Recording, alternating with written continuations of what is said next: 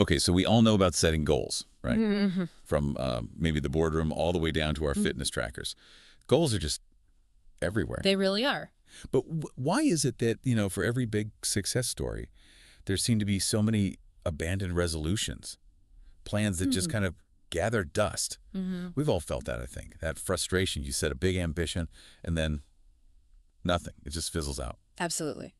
So today on the deep dive, we're not just talking about what goals are. We really want to get into the psychology behind it, the practical stuff. What actually separates people who hit their targets from those of us who, well, keep aspiring? Yeah, that's a perfect way to put it.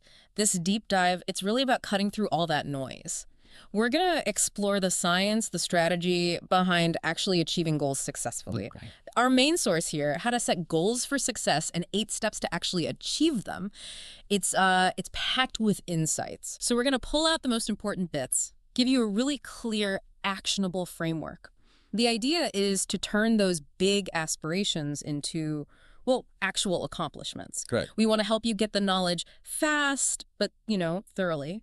Understand the what, but also the why. Why does effective goal setting actually work? Exactly. Our mission today is really to unpack those tangible steps you can take. We'll look at the theories underneath it all Yep. and hopefully arm you with the knowledge not just to dream bigger, but to actually do more. Mm-hmm. Because it turns out setting the right kind of goals, that's not just wishful thinking. It's like a powerful trigger for new behaviors. Mm. It helps sustain momentum. And importantly, it boosts your self-confidence. That confidence piece is huge. So let's start right there with a definition. We say goal setting all the time, but what does it actually mean in a way that helps us move past just wishing? Okay, so at its core, goal setting is really an intentional process. It's about identifying something you genuinely want to accomplish. Right. Intent. Yeah. And then establishing specific, measurable objectives to get you there. It's consciously defining the results you or maybe your team are committed to achieving, and usually within a specific time frame. Okay. And what's really fascinating, you touched on this, is that properly defined goals don't just give you a target, they actually trigger new behaviors. How does that work exactly? Is it just motivation? Well, it's a bit more than that. Some studies suggest that setting a clear, specific goal can activate a part of your brain called the reticular activating system. Okay. It basically acts like a filter. It makes you subconsciously notice opportunities, resources, things related to your goal, almost like programming a GPS for your mind. Huh. Like a mental GPS. I like that. Yeah. But you mentioned triggering new behaviors. For a lot of people, myself included, something that just feels like another should do. Something that starts strong and then P50 fizzles out. Yeah. How does this structured approach actually get past that common inertia problem? That is such a critical point because, well, a structured approach gives you direction where before there was just this kind of vague, unfulfilled dream, right? Yeah. It creates this powerful sense of purpose because you're identifying precisely what you want and the concrete steps to get there. Okay. Think about it, like moving from just passively wishing things were different to actively navigating towards where you want to go. Right. Taking the wheel. Exactly. Like creating a 5-year plan. It's not just busy work. It's a commitment. It makes you step back, really think about what matters, and then align your daily actions with that bigger picture. Makes sense. And in a team context, it gets everyone looking at the same future. That naturally fosters better performance, better collaboration. Plus, it's an inherent motivator. Having that specific goal gives you something tangible to aim for, inspires you to, put your best foot forward. So it really hands you more control. Ultimately, yes, it puts you in the driver's seat of your future. Taking control. I like the sound of that. But it also feels like there are a lot of terms flying around. Goals, objectives, resolutions. Sometimes we mix them up. Very true. So what exactly is a goal? And maybe just as importantly, what isn't? Getting that clarity feels pretty crucial. It absolutely is. Fundamentally, a goal is your vision for the future. It comes from carefully thinking about your personal vision, what you really want to achieve. Okay, so it's tied to vision. Yes. Yeah. And they're time sensitive. Usually with a longer time frame than, say, just an item on your to-do list, they can often be broken down into smaller, short-term objectives. Right. And interestingly, goals can be large. It's okay for them to be big, ambitious dreams, even if they seem like a bit of a reach right now. Okay, so if a goal is this big, time-sensitive vision, what isn't it? Is it like My weekly grocery list. Is that a goal? Huh, definitely not the grocery list. So a goal is not an objective. They're related, but different. How so? A goal describes what you want to achieve, like, I want to become a confident public speaker. That's the goal. Okay. An objective is the specific step you take to reach it. Like, I will work with a coach, practice my public speaking skills by the end of this month. See the difference? The objective serves the goal. Got it. Specific actions versus the overall aim. Exactly. And it's also not a resolution. Resolutions, well, they can often be temporary, maybe focused on short-term gratification. A goal is more of a continuous work in progress. Right, like New Year's resolutions that fade by February. Precisely. And finally, it's not a mission. A mission statement is broader, like the overarching purpose for an individual or a company. A goal is a specific target you work towards within that mission. Okay, that distinction really clears things up. And I imagine knowing there are different types of goals helps too. Gives you direction. It definitely does. The source highlights 7 common types, which is useful for just categorizing your ambitions, giving them some structure. Well, you've got your short-term goals, things achievable relatively quickly, days, weeks, maybe a few months. Then the flip side, long-term goals. These take much longer, several months, often years. Think career progression or saving for a house. Right. Beyond just time frames, you have personal goals focusing on health, relationships, hobbies, professional goals, career success, promotions, learning new skills, financial goals, saving, paying off debt, investing, academic goals, aiming for a degree, improving grades, and finally, social goals related to your social life, like making new friends or improving communication. Wow, okay. Lots of categories. Yeah, and identifying which types align with your core values and priorities, that makes the whole goal-setting process much more effective, much more meaningful. So, okay, we've defined goals, we've categorized our aspirations. Yeah. But like we said, knowing what you want is only half the battle. Right. How do we make sure we actually do it? Is there some kind of underlying framework? A theory that explains successful goal achievement? There absolutely is. And this brings us to something called goal-setting theory. It's really a foundational theory in motivation, pioneered by researchers Edwin Locke and Gary Latham. Locke and Latham. Yeah. And it basically explains how goals impact our behavior. The core idea is that specific and challenging goals consistently lead to better performance, more persistence, and higher motivation. Interesting. So it's not just having a goal, but the type of goal. Specific and challenging. Exactly. It's about how you approach the target. So what are the core principles of this theory then? How do we actually apply it to get results? Well, the theory essentially rests on 5 key principles. First one, clarity. Okay. Goals have to be clear, specific. Ambiguity is like the enemy of motivation. You need to know exactly what you're aiming for. Makes sense. What's second? Second is challenge. This is where it gets really interesting. Goals that you perceive as challenging actually increase your motivation. Really? Not demotivate. Not if it's the right level of challenge. Psychologists call it optimal disequilibrium. Enough challenge to stretch you, make you grow, but not so much that it feels completely impossible. Ah, the sweet spot. Exactly. That's where your brain kicks in with dopamine, boosting your drive and focus. Third principle, commitment. Right. You have to actually want it. You have to be genuinely bought in. Right. Follow through is critical. You need deep commitment, not just casual interest. Okay. Clarity, challenge, commitment. What else? Fourth is feedback. Regular feedback, knowing what you're doing well, where you need to improve, it's essential. It keeps you oriented, like course correction. Keeps you on track. Precisely. And the final one is task complexity. If a goal feels really complex or overwhelming, Which big goals often do. right, then you need to break it down. Smaller, manageable tasks. This provides those crucial little wins, boosts the motivation, and keeps the momentum going. Clarity, challenge, commitment, feedback, task complexity. Okay, that framework, it makes a lot of sense. It's about designing the goal itself and how we relate to it. Exactly. Which leads us perfectly into the real practical side. The 8 steps the source lays out to set goals and actually achieve them. Because let's be honest, we've all struggled here. We have. And the source is clear.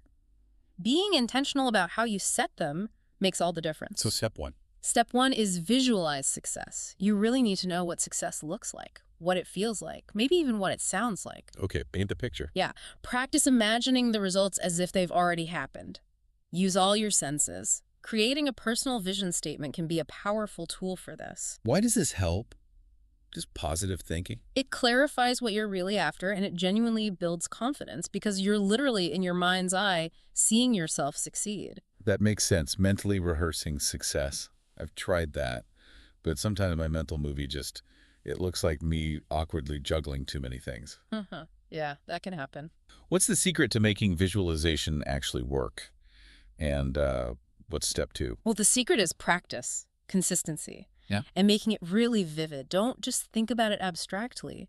Try to feel it. Engage all those senses. Okay, vividness and consistency. Got it. Step 2. Step 2 is crucial. Set SMART goals. This comes up everywhere for a reason. Ah, smart. Yes. Research consistently shows that specific, high goals significantly improve performance, persistence, motivation. SMART, as most people know, is an acronym. Your goals need to be Specific, measurable, attainable, relevant. and time-bound. Exactly. Specific, measurable, attainable, relevant, and time-bound.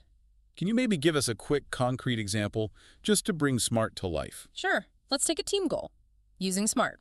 Specific. Our team wants all customers to complete satisfaction surveys at the start of their contract and again after 2 quarters. Okay, very specific. Measurable. We aim to increase overall customer satisfaction ratings by 15% over the next 2 quarters.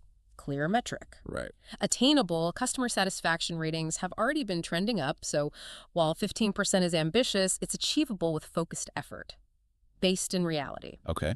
Relevant. Achieving this directly enhances our company's reputation for customer excellence and helps retention. It matters to the big picture. Makes sense. And time-bound, our goal timeline is the end of the next 2 quarters with a check-in after the first quarter. Oh. Clear deadline.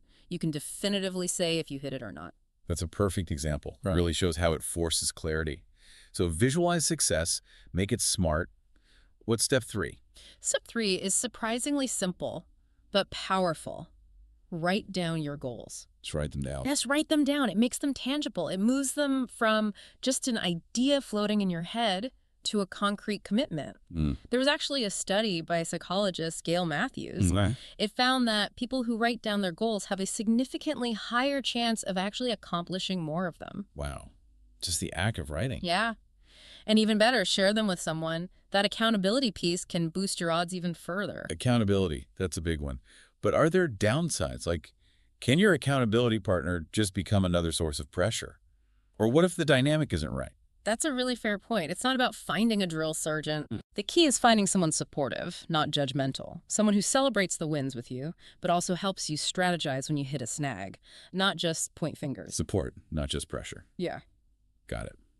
So after writing them down, what's next? Next up is outline your action plan. Step 4. Because goals, especially big ones, are often long-term, you have to break them down Okay, break it down. into simpler, ongoing steps. Think of it like a goal ladder. Your main goal is way up at the top rung, and the smaller, actionable goals are the rungs leading up to it. Each rung is a measurable step. Hitting each one gives you those mini victories, that fuel you need to keep climbing. Like milestones. Exactly.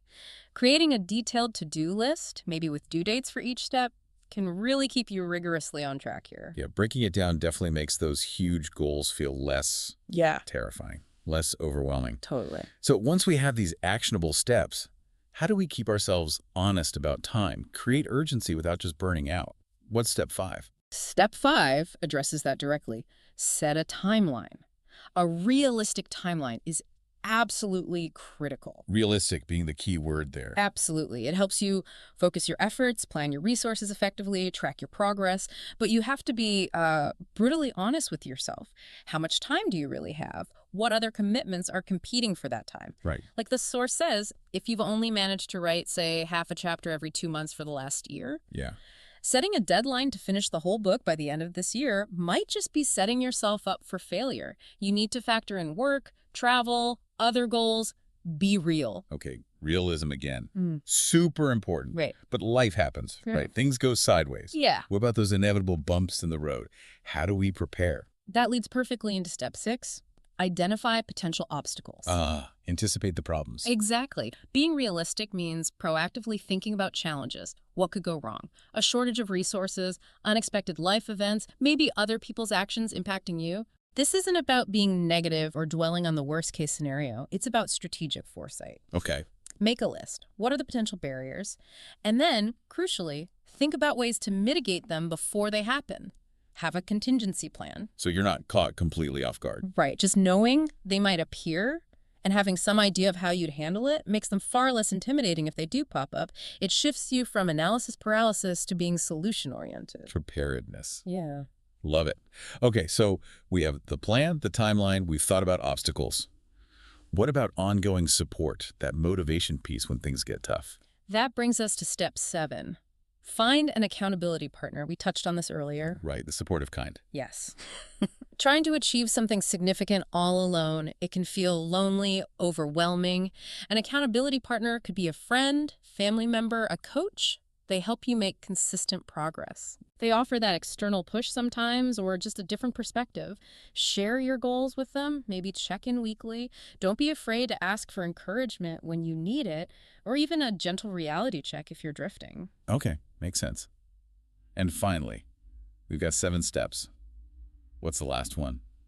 Because life does happen, plans need to change sometimes. Precisely. And that's step 8, reflect and adjust. It is absolutely okay. In fact, it's often necessary to adjust your timeline, maybe even tweak the goal itself, because life throws curveballs. Oh, it's not failure if you have to adjust. Not at all. Instead of feeling defeated by a setback, treat it like data, information. Review what's working, what isn't. Tweak the plan. Learn from it. Exactly. This ongoing process, consistency, keeping motivation up, and being willing to reflect and adjust that combination is truly the key to reaching where you want to go, even if the path isn't the straight line you initially drew.